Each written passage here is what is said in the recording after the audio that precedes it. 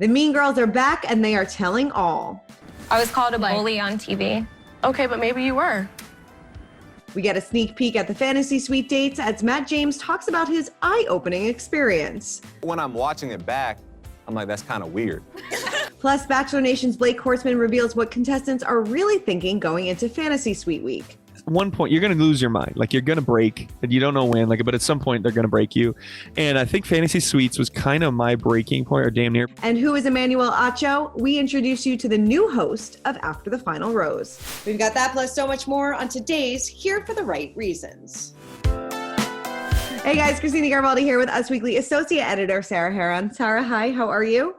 Hi, Christina. I'm good. We got some answers this weekend. Things are moving along. We found out that Emmanuel Acho is going to be replacing Chris Harrison. Yes. And I'm excited. I am excited too, and we're going to break that all down in a little bit. But before we get to all of that, we have to talk about Women Tell All. We have to break down this week's episode. It was a little in our bracket of roses, but it was a little bit of a weird Women Tell All to me.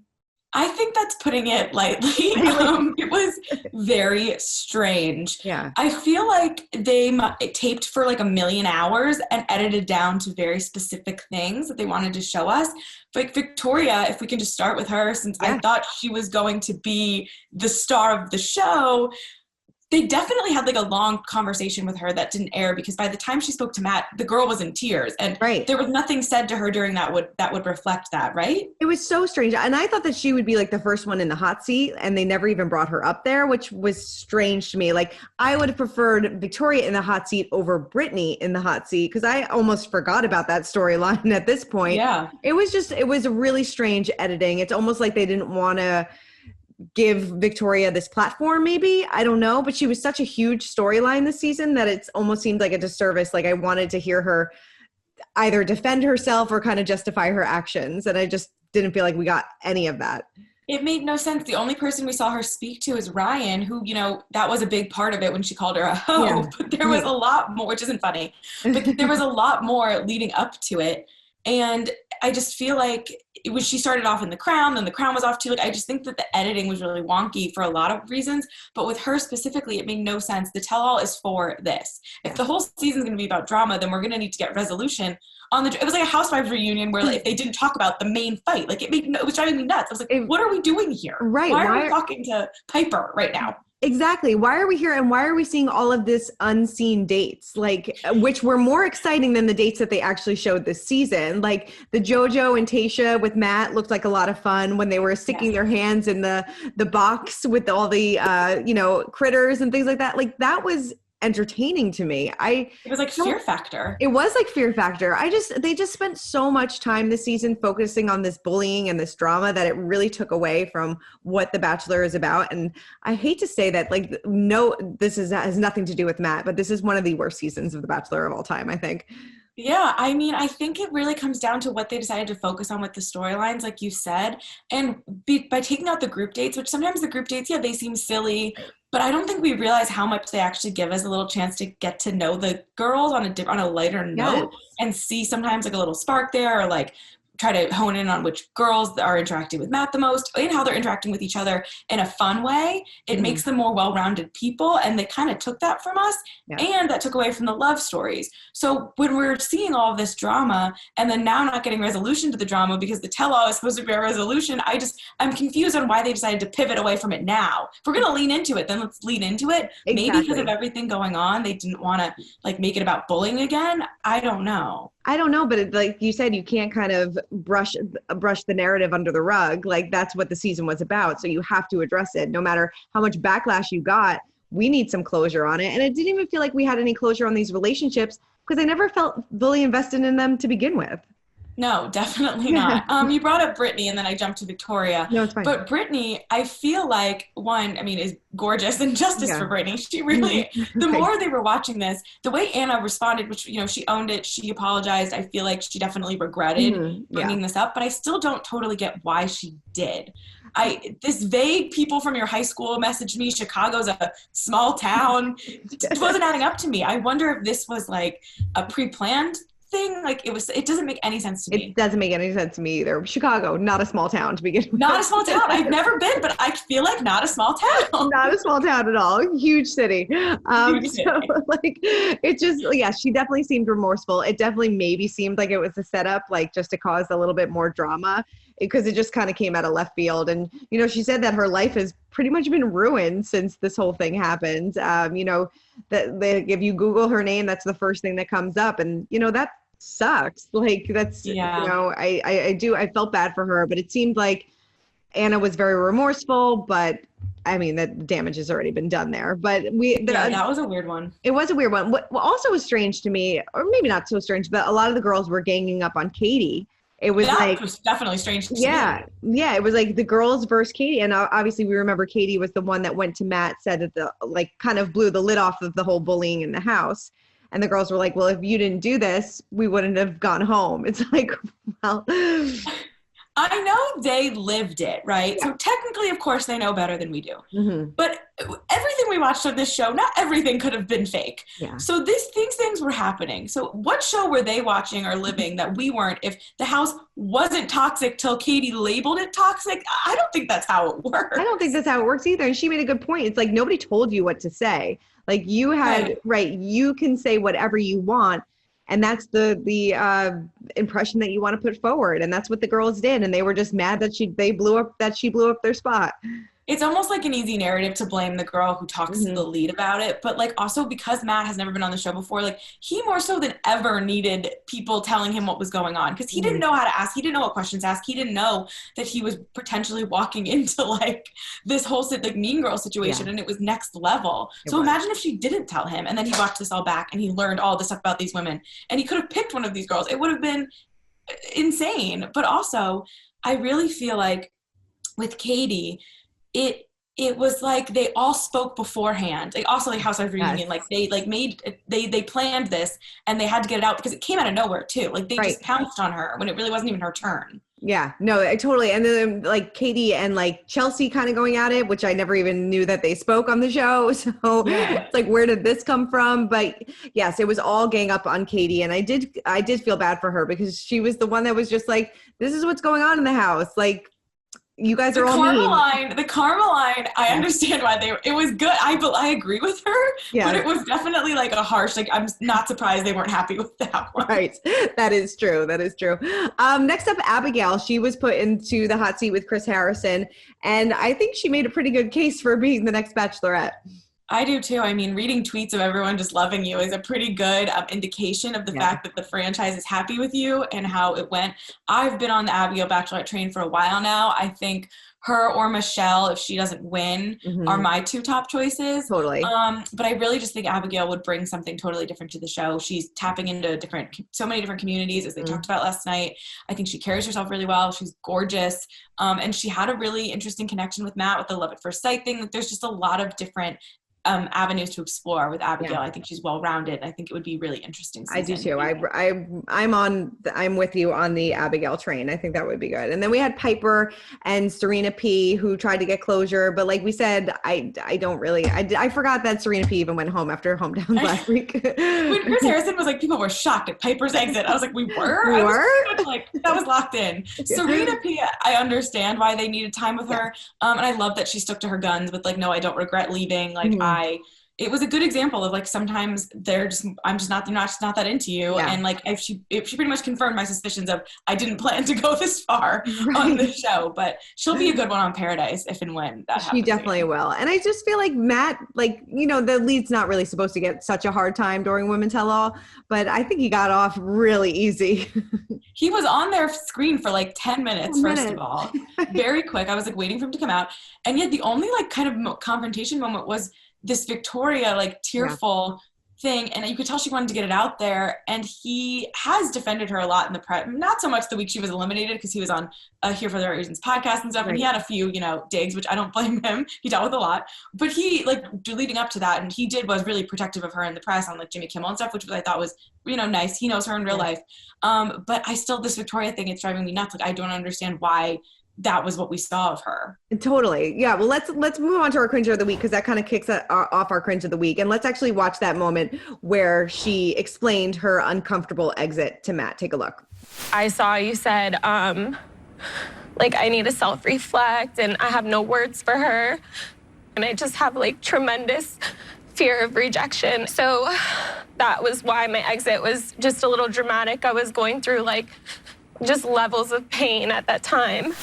So yeah, I like we've been saying, the sequence doesn't really match up. We don't really know why she was so tearful in this moment. And, you know, she didn't really like apologize for being rude in her departure. She was just like, I just had this tremendous fear of rejection. Well, okay. Yeah. And also, like, she did mention, because there's two sides to this always, right? Like, yeah, like she came off as like a bully and, you know, definitely was very harsh and said a lot of horrible things. And I think that there's something to be said for the fact that she was a mean girl. And I wanted to see if she was going to own that or not.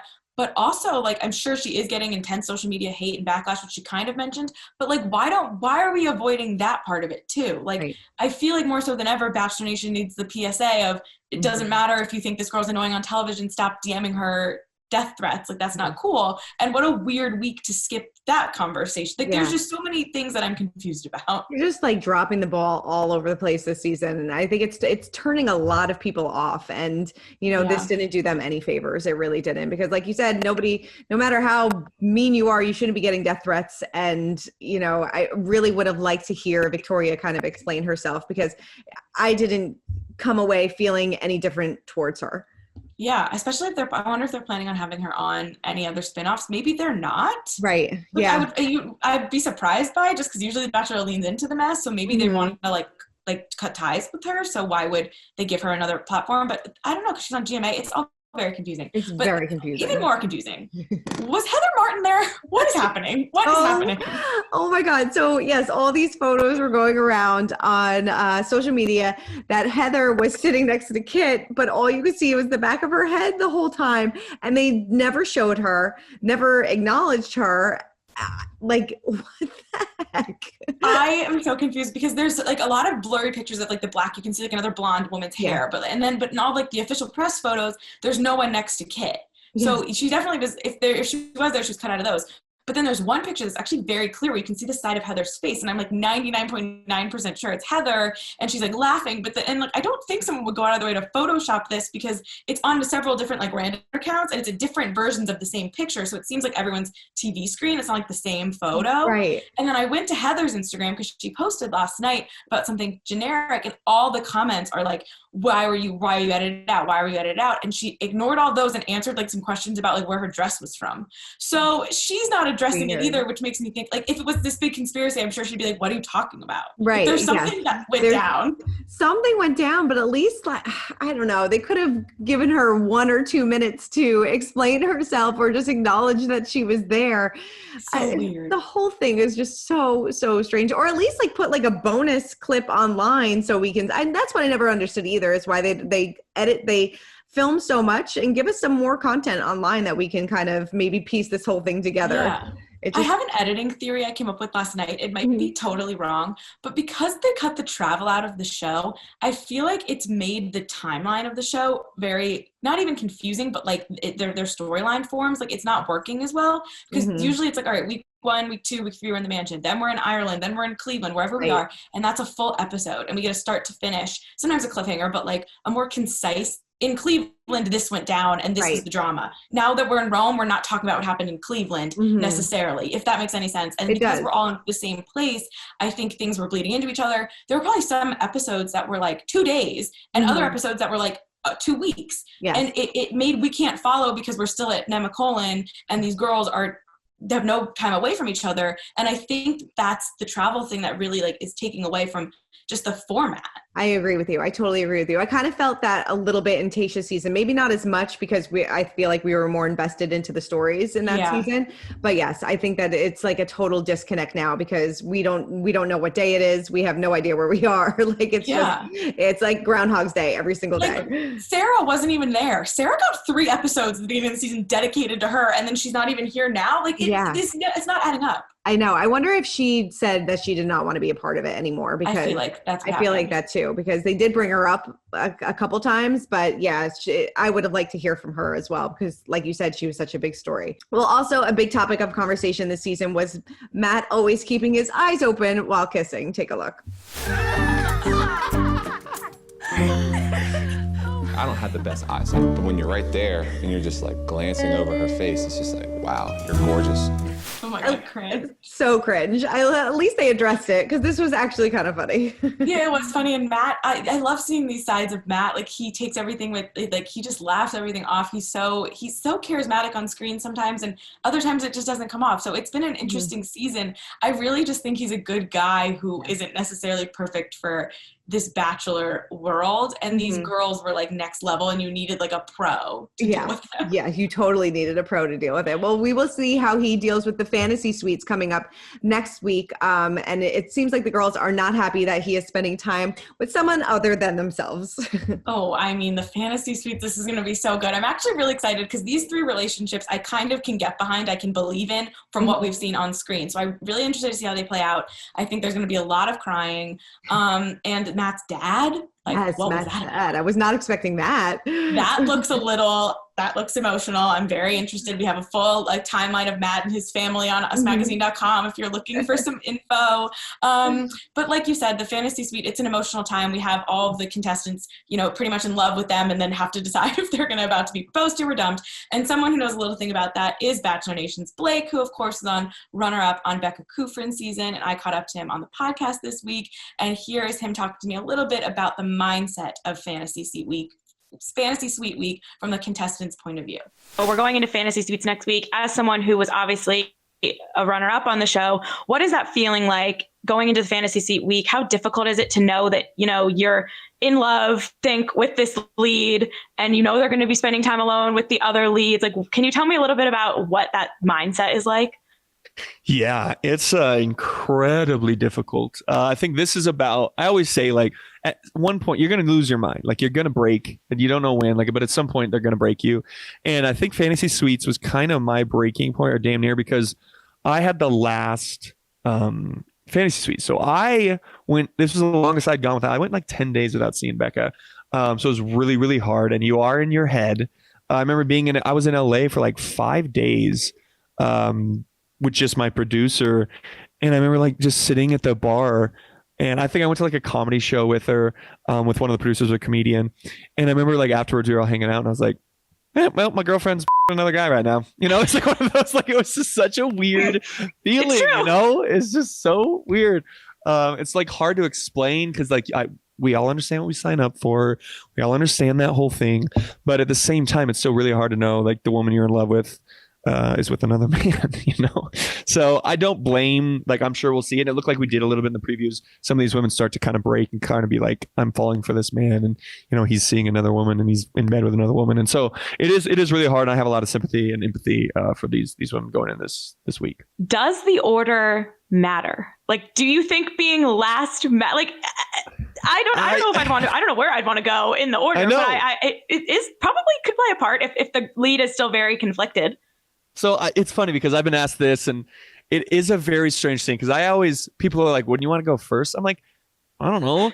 Would you want to go last though? Or would you want to go first, but then know that she ended up with, she or he was with another woman and then you got engaged? Like, I don't know. Was that better than the other way around? Like, I don't think there is a better way to do it. I don't think there's like going first is better than going last. So I'll put it this way.